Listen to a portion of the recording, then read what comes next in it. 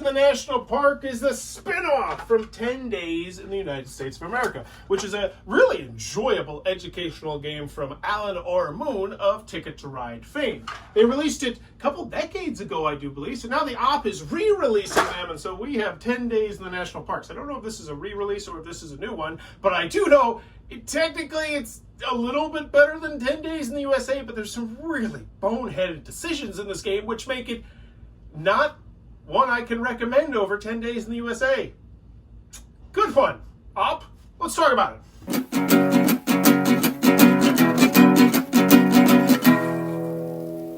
What does that even mean, Bowers Game Corner? Ahoy there, YouTube! I'm back again today for another game review, and today I'm very excited to check out 10 Days in the National Parks. This is from Alan Moon and Aaron Weisblum. It's for ages 8+, 2 to 4 players. Take you 30 minutes to play, and it's from the op. This is a spin-off to the immensely popular 10 Days in the United States of America series, which spawned a whole bunch of, there's like 10 Days in Africa and South America and Europe, and now there's 10 Days in the National Parks. So let's, alright then, we're going to take a look at what you're going to get inside of 10 Days in the National Parks. So first and foremost, each player is going to get 2 of these handy-dandy little card holders right here. They'll have day 1 through 5 and then day 6 through 10. Your goal is to have a trip that will be 10 cards long that will make sense. So for instance, the Great Sand Dunes, to the Rocky Mountain, to the Wind Cave, to the Badlands, to Theodore Roosevelt. However, then if we jumped all the way to, say, the Virgin Islands, that wouldn't make sense, so that wouldn't be a complete trip. We'll talk a little bit more about those rules later, but the basic premise is simple. At the beginning of the game, you're going to get 10 cards,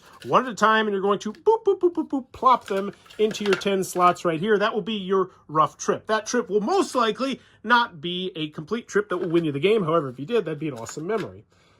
The whole goal of the game on your turn is to draw a card. Now, you can draw a card either from one of the 3 discard piles down here, or a blind one from the top right there. Once you draw a card, you're then going to either discard it, because, you know, your turn sucked, maybe you got a card you didn't really want, and you just plop it back down, or you want to cover something, or you're going to put it into your rack on a day, and then take out whatever card was there, and then discard it onto one of the 3 piles. The goal being that you're going to be able to complete a 10-card trip that makes sense. So let's talk about how a trip makes sense and how you make connections. Because this is from Alan Moon of Ticket to Ride fame. You are going to try and connect yourself across the country. So the first one you could do is by foot. You could essentially walk to one location to the next. It says players may hike from one national park to a bordering national park.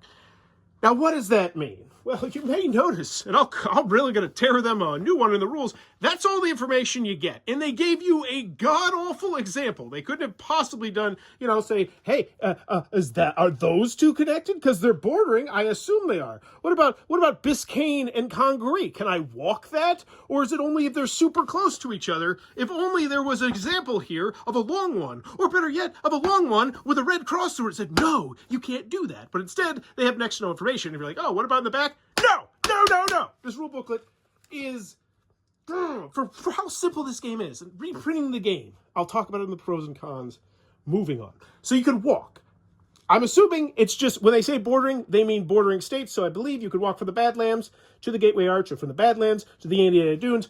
But once again, no clarification. You're going to have to house rule it right from the jump. Think about your answer right now, because it's not in the rule booklet. Next, you can connect by motorhome. And if you're familiar with 10 Days Across the USA or some of the other ones, this will be where it's a little bit different. Normally, you'd have a card, a transportation card, and you just put it. However, this one, they are double-use cards. So you have to, when you place it, decide, are you taking an RV or are you taking a plane? A plane is really simple. If you leave, say, from the Rocky Mountains, so let's say this is my board. I had Rocky Mountain here. I had the plane here. I would need to have another green card to connect to. So this might be how I could get from Rocky Mountain to Redwood. One thing I do want to give them a shout out on here is they actually have the grid listed as well, which makes it much easier to find. But don't think too highly of them for that, because I'm about to trash them in the pros and cons, because what they did take away was actually better in 10 Days Across the United States, and they didn't need to take it away, and they did it anyway, but we'll talk more about that later. So flying's really quite simple. You fly from one color to the other color that is the same.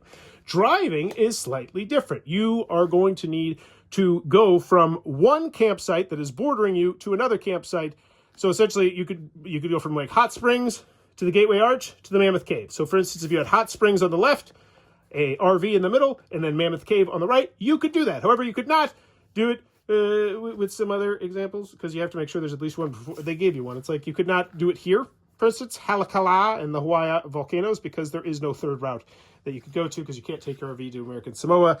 And there are some weird wonky rules as well that are on the back, which happens with games like this. I'll let you know now. I'm going to complain about it later. You just have to kind of remember these.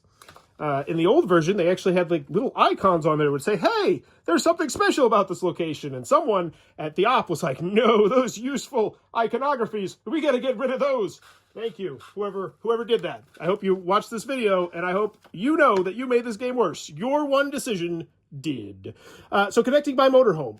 You can do that. You can connect by plane, as we talked about. And then there's the Pacific and the Atlantic Ocean boats. Essentially how this works is, if you are on the Atlantic Ocean, you can go from, say, Acadia to Biscayne or the Everglades or Congaree, any one of these that are connected to the Atlantic Ocean.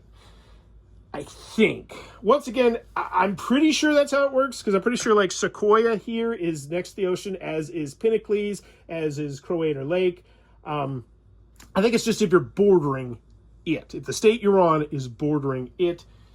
Once again, these are not major rules issues. It's just you're going to have to make a house rule decision at the beginning of the game for a couple different things, when they could have just put it on the cards. They could have had icons. They could have clarifications. They could have had an extra sentence. They could have had a better freaking example than that pile of garbage.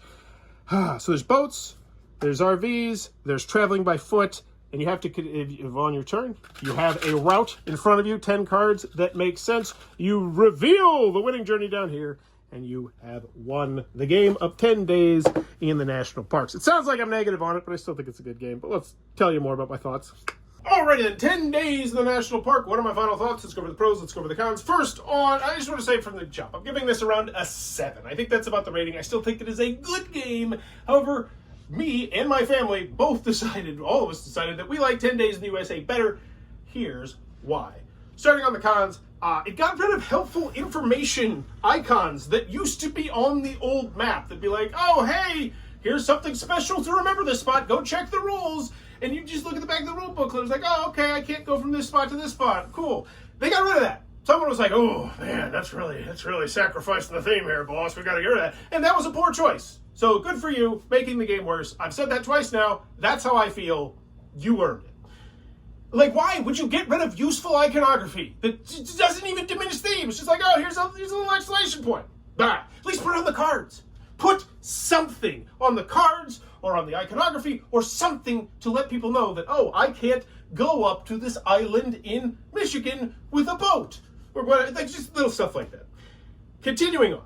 The hiking /RV /bordering is a bit clunky, and they did an absolutely terrible job when they had an opportunity to do a really great example. They could have done a great example in the rule booklet that would have said, this is cool, this is not cool, this one's okay, even though it looks like it might not be. And instead they chose the poorest examples they could possibly do. Hey, let's get these teeny little tiny campsites that are right next to each other. Yeah, I assumed I could walk from that to that, but what about the bigger ones? If only there was an opportunity for you to let me know that information and you decided not to. Cool. Thank you, poor examples and rule booklets, said no one ever. Continuing on. The ocean symbols, ×2. Yeah, just some minor stuff like the cards themselves. I feel like they really screwed the pooch on the cards themselves. So first, in the original Hiking Across the United States of America, there's like these little outlines of the states around you so you can easier find what you're looking for, which is great, especially if you're learning about the United States of America, or if you're not from the United States of America, in which case you're learning about the United States of America, and they're like, no, we're just gonna make it all black. But we'll have this grid system, which is it's useful, except when you start getting on the West Coast when there's like 6 in a block, and you're like 6 in a grid, and it's like, oh, cool.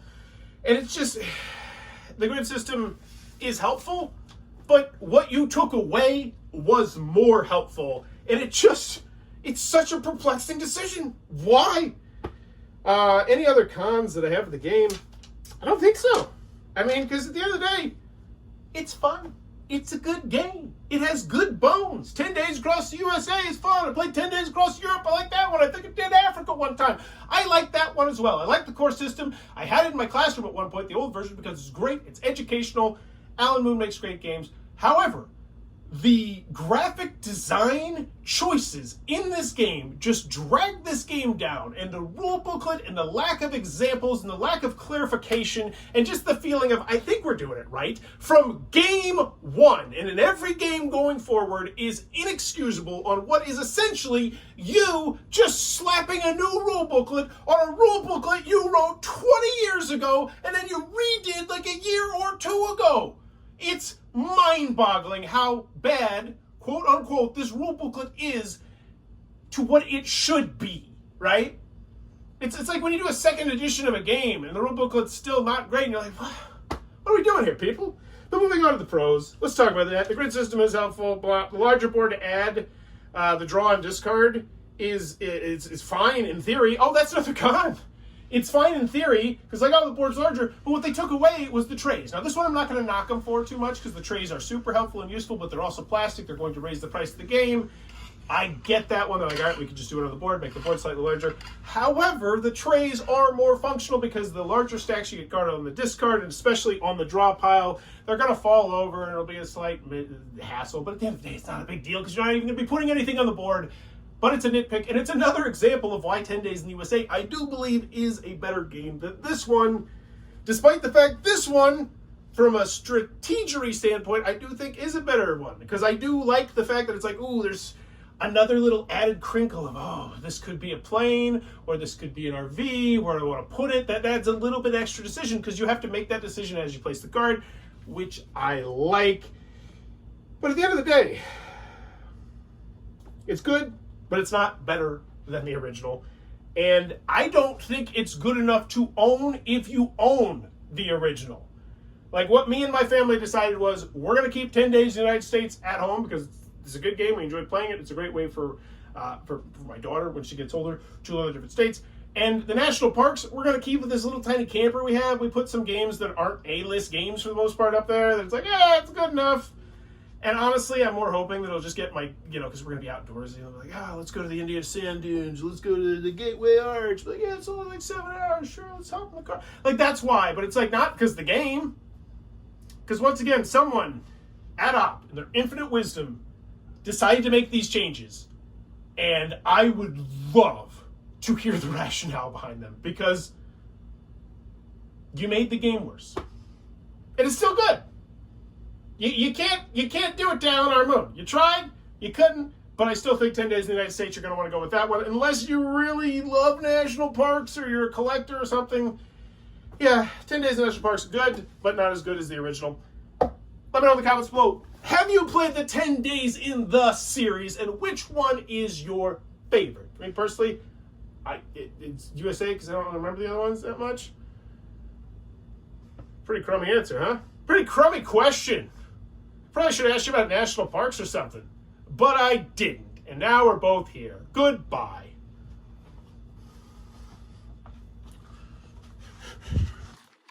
This video is brought to you by all of my amazing Patreon supporters, and I would love it if you would join their ranks and have your name immortalized in the end of many of my videos for the end of time. But consider for only $1 a month, and as always, thanks for stopping by.